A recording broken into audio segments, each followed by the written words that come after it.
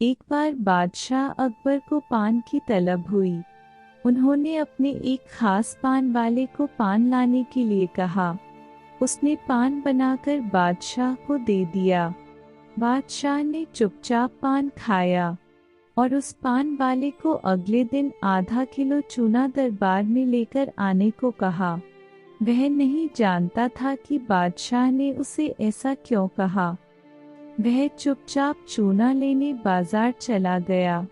उसने दुकानदार से आधा किलो चूना मांगा। दुकानदार ने उससे पूछा कि इतना चूना क्यों खरीद रहे हो। उसने बताया कि किस तरह उसने बादशाह को पान दिया था। दुकानदार को समझते देर न लगी कि कुछ गड़बड़ है। उसने पान वाले को समझाया कि दरबार में चूना लेकर जाने से पहले बहुत सारा घी पीकर जाना।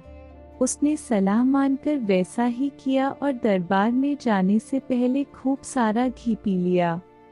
दरबार में पहुंचने पर बादशाह ने उसे सारा चूना खाने को कहा। वह हैरान रह गया।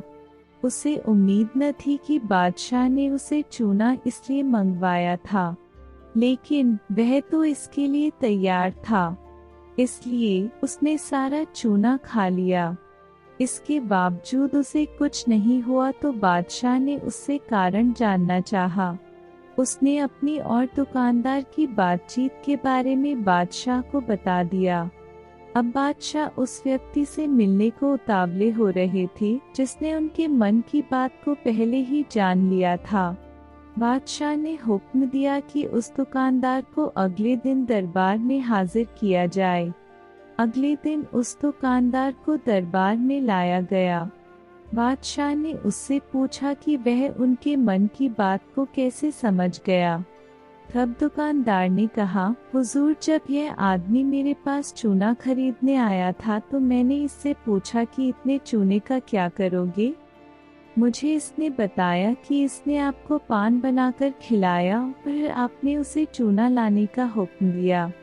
तब मुझे समझते देर न लगी कि जरूर गलती से इसने पान में चूना थोड़ा ज्यादा लगा दिया होगा, जिससे बादशाह के मुंह में छाले हो गए होंगे और इसी का एहसास करवाने के लिए आपने इससे चूना मंगाया।